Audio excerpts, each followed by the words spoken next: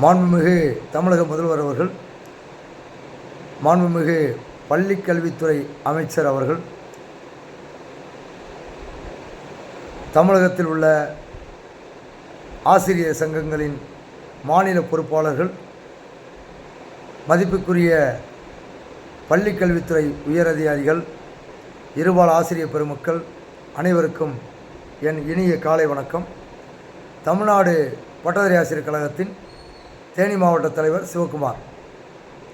இந்த பதிவானது மிகவும் முக்கியமானது, முக்கியத்துவம் வாய்ந்தது. இதை கடைசி வரைக்கும் எல்லாரும் கேட்கணும். எல்லா குரூப்புக்கும் ஃபார்வேர்ட் பண்ணுங்கள். ஏன்னா 1/9/25 அன்று மாண்புமிகு உச்சநீதிமன்றம் வழங்கிய டெட் தேர்வில் வழங்கிய தீர்ப்பு,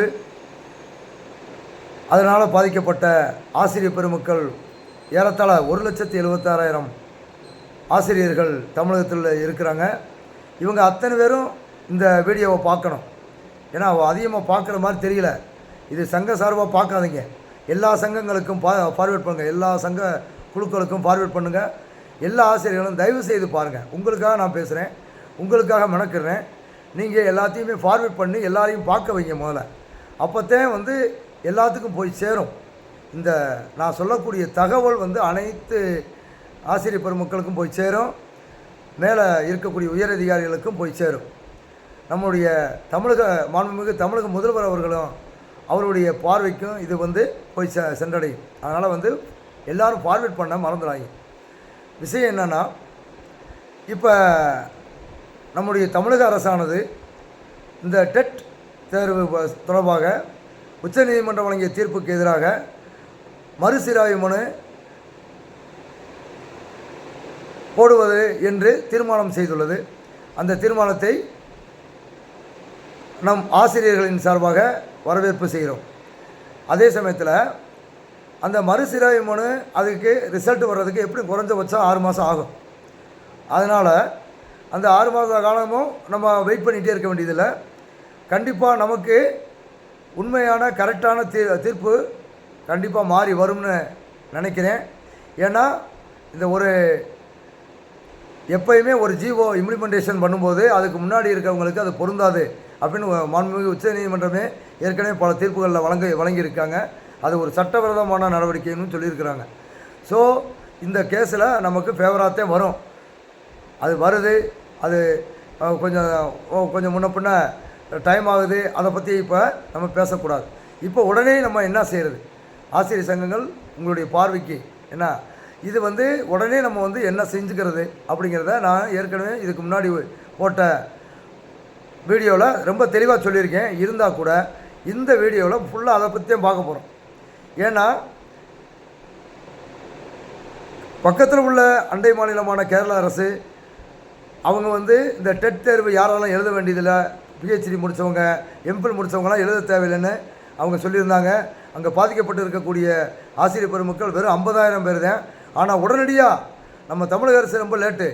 ஆனால் அங்கே உடனடியாக தீர்மானம் செய்யப்பட்டது. உடனே நாங்கள் அப்பீல் போகிறோம் அப்படின்னு அவங்க அறிவிச்சிட்டாங்க. கேரள மாநிலத்தோட கல்வி அமைச்சர் உடனடியாக அறிவிச்சிட்டாங்க. அதே போல் ஆந்திர அரசில் இருக்கக்கூடிய ஆசிரியர் சங்கங்கள் அவங்களும் போகிறாங்க. ஆனால் ஆந்திர மாநிலத்தில் அவங்க வச்சுருக்கக்கூடிய டெட் பாஸ் கிரிட்டீரியா, அதாவது தேர்ச்சி விழுக்காடு என்ன வச்சுருக்கிறாங்கன்னா, எஸ்சி எஸ்டி அதே போல் எக்ஸ் சர்வீஸ்மேன் இவங்களுக்கெல்லாம் 40% பிசிக்கு 50%, ஓசிக்கு 60% என்று வைத்துள்ளார்கள். அதாவது ஓசி 90 மதிப்பெண் எடுக்கணும், பிசி 75 மதிப்பெண் எடுக்கணும், எஸ்சி எஸ்டி 60 மதிப்பெண் எடுத்தால் போதும். இதுதான் அவங்க கிரிட்டீரியா வச்சுருக்காங்க. அப்படி இருந்துமே அங்கே பாஸ் பண்ணாத சூழ்நிலை. இது முன்னாடி இருக்கவங்கள எழுத சொல்கிறாங்கன்னு சொல்லி அவங்களும் வழக்கு தொடுக்குறாங்க. அதனால் இதெல்லாம் பார்க்கும்போது நம்ம இப்போ என்ன செய்யணும்? ரொம்ப தெளிவான விஷயம். மாண்புமிகு முதல்வர் அவர்களும் மாண்புமிகு பள்ளிக்கல்வித்துறை அமைச்சர் அவர்களும் இதை கண்டிப்பாக உடனடியாக இம்ப்ளிமெண்ட் பண்ணணும். லேட் பண்ணக்கூடாது. இதை லேட் பண்ண தேவையே இல்லை. ஏன்னா நமக்கு தேவைகள் இருக்குது. என்ன தேவைகள் இருக்குது? இந்த பாதிக்கப்பட்ட ஆசிரியர் பெருமக்கள் 2012க்கு பிறகு 12லேருந்து நிறைய ஆசிரியர்கள் இருக்கிறாங்க. இந்த இதில் தேர்வு எழுத வேண்டிய கட்டாயம் அவங்களுக்கு கண்டிப்பாக இருக்குது. அது தீர்ப்பு மாற போகிறதில்ல. அப்படி இருக்க சூழ்நிலை ஏற்கனவே தமிழக அரசு வந்து மாற்றி மாற்றி பேசுகிறாங்க.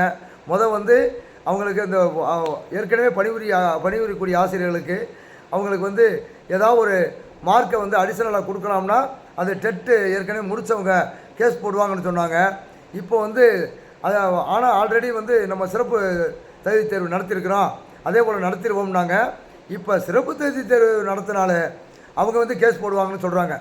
கேஸ் போட சொல்கிறாங்களான்னு தெரியல, ஆனால் சொல்கிறாங்க அது சட்ட சிக்கல் இருக்குதுன்னு சொல்கிறாங்க. அதை நம்ம அப்படியே ஏற்றுக்குருவோம்.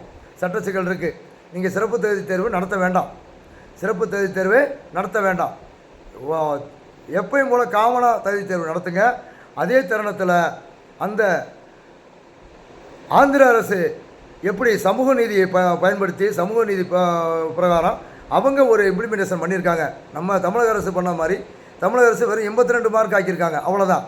ஆனால் அங்கே வந்து அவங்க தெளிவாக 40%, 50%, 60%ன்னு வச்சுருக்கிறாங்க. அதே கிரிட்டீரியாவில் இப்போ வந்து நம்மளுக்கு நிறையா டெட்டு முடித்த ஆசிரியர்கள் நிறைய தேவைப்படுறதுனால, அதுபோல் மெட்ரிகுலேஷன் ஸ்கூலுக்கெல்லாம் நமக்கு வந்து ஆசிரியர்கள் தேவை. டிஇடி தகுதி தேர்வு முடித்த ஆசிரியர்கள் தேவைப்படுறாங்க.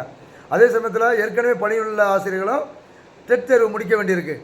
மேற்கொண்டும் நம்ம தமிழக அரசானது அதாவது NCT வழிகாட்டுதன்படி டெட் தேர்வை வச்சு போஸ்டிங் போடுறதில்ல, மறுபடியும் நியமன தேர்வு நடத்துகிறாங்க. இப்படியெல்லாம் இருக்கிற சூழ்நிலையில் நீங்கள் உடனடியாக இதை இம்ப்ளிமெண்ட் பண்ணணும். எதை நம்ம தமிழ்நாட்டில் வந்து SC STக்கு 40%, BCக்கு 45%, OCக்கு வந்து 60% நியமனம் பண்ணணும், அதாவது நிர்ணயம் பண்ணணும். அந்த நிர்ணயம் பண்ணி அதை இம்மிடியட்டாக வந்து அதை வந்து ஒரு அரசாணையாக வெளியிட வேண்டும்.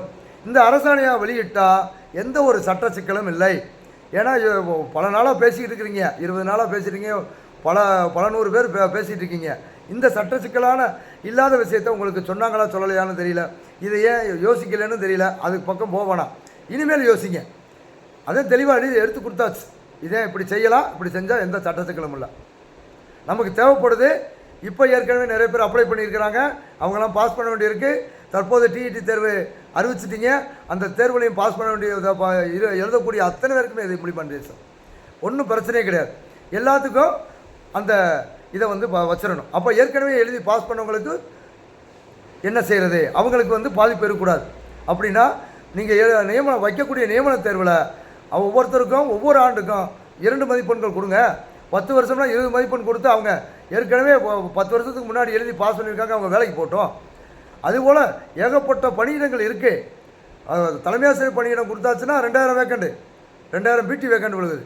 அதே போல் பிஜி ப்ரொமோஷன் கொடுத்தா அதில் ஒரு 2000 வேக்கண்டு, 4000 வேக்கண்ட் இருக்குது. உடனே டக்குன்னு போடலாம். ஏற்கனவே தேர்வாகி நியமன தேர்வு எழுதி எல்லாம் உட்காந்துருக்குறாங்க. நீங்கள் ப்ரொமோஷனே கொடுக்காமல் வச்சுக்கிட்டு இன்றைக்கி வரைக்கும் அவங்களுக்கு போஸ்டிங்கும் போடாமல் நியமன தேர்வு வச்சும் அதில் வந்து தேர்வாகியும் அவங்களுக்கு போஸ்டிங் போடாமல் வச்சுருக்கீங்க. எல்லாத்துக்குமே போஸ்டிங் போட்டுடலாமே. அதே போல் இந்த நியமன தேர்வுலையும் அந்த ஏற்கனவே முடித்தவங்களுக்கு ஆண்டுக்கு 2 மதிப்பெண் கொடுத்தா அவங்க நிம்மதியாக போயிடுவாங்க. யாருக்கும் எந்த சிக்கலும் வராது. அது நீங்கள் 40%, 45%, 60% அப்படின்னு நீங்கள் வந்து டெட் பாஸ் கிரிட்டீரியாவை உடனடியாக ஒரு அரசாணையை வெளியிட்டு உடனே இம்ப்ளிமெண்டேஷன் பண்ணணும். இதுக்கு நம்மளுடைய பாதிக்கப்பட்ட 1,76,000 ஆசிரியர்கள் முதல்ல தயவு செய்து எல்லாரும் அந்தந்த மாவட்டத்தில் உள்ள ஒவ்வொரு சங்க பிரதிநிதிகளை நீங்கள் அழுத்தம் கொடுங்க, அவங்களுக்கு அழுத்தம் கொடுங்க. மாவட்ட பொறுப்பாளர்கள்லாம் மாநில பொறுப்பாளருக்கு நல்ல அழுத்தம் கொடுங்க. மாநில பொறுப்பாளர்கள் தூங்கிக்கிட்டே இருக்காதீங்க. இனி தாமதம் செய்கிறதுக்கு ஒன்றும் வேலையே இல்லை. மாநில பொறுப்பாளர்கள் நம்மளை கேட்காம எல்லாம் எழுதுறதுக்கு தயாராக இருக்குன்னு சொல்லிட்டீங்க. அட்லீஸ்ட் இதையாவது செய்யுங்க. இதை வந்து தாமதம் செய்யாதீங்க. எல்லாரும் உங்களுடைய லெட்டர் பேரில் எழுதி இம்மிடியட்டாக வந்து அரசுக்கு ஒரு அழுத்தத்தை கொடுங்க. இதை வந்து இந்த இதை இம்ப்ளிமெண்ட் பண்ணுறதுனால யாரும் எந்த கேஸும் போட முடியாது, எந்த வழக்கும் தொடுக்க முடியாது. பக்காவாக வந்து இது வந்து எல்லோரும் பாஸ் பண்ணிட்டு போயிடுவாங்க, எல்லாம் பாஸ் பண்ணிட்டு போயிடுவாங்க, பிரச்சனையே கிடையாது. இது வந்து ஏற்கனவே 2011க்கு முன்னாடி இருக்கிறவங்களுக்கு தீர்ப்பு வரட்டும், தீர்ப்பு வர அன்னைக்கு வரட்டும். அது இப்போ அப்ளை பண்ணவங்க ஏதாவது பாஸ் பண்ணுறதுக்கான வாய்ப்புகள் கிடைக்கட்டுமே. அப்ளை பண்ணியிருக்கவங்க பாஸ் பண்ணிட்டு போகிறாங்க. நான் அப்ளை பண்ண தேவையில்லைன்னு சொன்னோம், ஆனால் அப்ளை பண்ணியிருக்காங்க நிறைய பேர். அது 2011க்கு பிறகு 12லேருந்து அப்பாயின்மெண்ட் ஆனவங்கெல்லாம் எழுதி ஆகணும். அப்போ அவங்க எழுதட்டும். அப்போ அவங்களுக்கு ஒரு பிரயோஜனமாக போயிடும். இதை இம்மிடியட்டாக இம்ப்ளிமெண்ட் பண்ணுறதுக்கு தமிழ்நாடு அரசு உடனடி நடவடிக்கை எடுக்கணும். நம்முடைய ஆசிரியர் சங்க மாநில பொறுப்பாளர்கள் சற்றும் தாமதிக்காமல் இதை உடனே அவங்களுக்கு அழுத்தம் கொடுக்கணும். அரசுக்கு அழுத்தம் கொடுத்து இதை இம்மிடியட்டாக இம்ப்ளிமெண்ட் பண்ணுறதுக்கு என்ன வழிவகைகளோ அதை செய்யணும். எந்த ஒரு நபரும் இதை எதிர்த்து கேஸு போட முடியாது, கோர்ட்டுக்கு போக முடியாது, வழக்கு தொடுக்க முடியாது. நல்லா தெரிஞ்சுக்குங்க. இது சட்ட ரீதியாக உங்கள் சட்ட வல்லுநர்களாம் கேட்டு பாருங்கள். ஏன்னா ஏற்கனவே 90 மதிப்பெண் இருக்குது. 90 மதிப்பெண்ணுக்கு பரீட்சை வச்சாச்சு. 90 மதிப்பெண் எடுத்தாத்தையும் பாஸ்ன்னு சொல்லி ஜெயலலிதா அம்மையார் பீரியடில் அது வந்து எல்லாமே போட்டாச்சு. 90 மதிப்பெண் எடுத்தாத்தையும் பாஸ்ன்னு சொன்னாங்க. அதே பரீட்சை வச்சாச்சு, மார்க் வந்துருச்சு. அதுக்கு பிறகு அறிவிக்கிறாங்க 82 மதிப்பெண் எடுத்தால் பாஸ்ன்னு சொல்லி. அப்போ அப்படி இருக்கிற சூழ்நிலையில் நம்ம இப்போ எக்ஸாமே இன்னும் நடக்கலை. எக்ஸாம் நடக்க போகுது இனிமேல் தான். இப்போயே அறிவிச்சிருங்க, பிரச்சனையே இல்லை. யாருமே வழக்கு தொடுக்க முடியாது, நீதிமன்றத்துக்கே செல்ல முடியாது. அதனால் இது எந்த ஒரு சட்ட சிக்கலும் இல்லை. இதை இம்மிடியட்டாக அறிமுகப்படுத்திருங்க. இதை ஒரு அரசாணையை வெளியிட்டுருங்க. அங்கே கோர்ட்டில் நீங்கள் மறுசீராய்வு மனு, அதுக்கடுத்து கியூரேட்டிவ் பெட்டிஷன், அடுத்து கான்ஸ்டியூஷனல் பெஞ்சு எல்லாம் போய்கிட்டே இருங்க. அது பிரச்சனையே இல்லை. ஏன்னா அதில் வந்து நமக்கு உறுதியாக அவங்க சொன்ன தீர்ப்பு வந்து தவறான தீர்ப்பு. அந்த தீர்ப்பில் நமக்கு நியாயம் கிடைக்கணும், நீதி கிடைக்கணும். அதுக்கு நீங்கள் போயிட்டே இருக்க ஒன்றும் பிரச்சனை கிடையாது. அதுக்கு இதுக்கு சம்மந்தம் கிடையாது, தொடர்பு கிடையாது. இதை இம்மிடியட்டாக இம்ப்ளிமெண்ட் பண்ணுறதுக்கு சற்றும் தாமதம் செய்யாமல் இம்ப்ளிமெண்ட் பண்ண சொல்லி நம்ம தமிழ்நாடு பட்டாசு கழகத்தின் சார்பாக மன்றாடி கேட்டுக்கொள்கிறோம். நன்றி, வணக்கம்.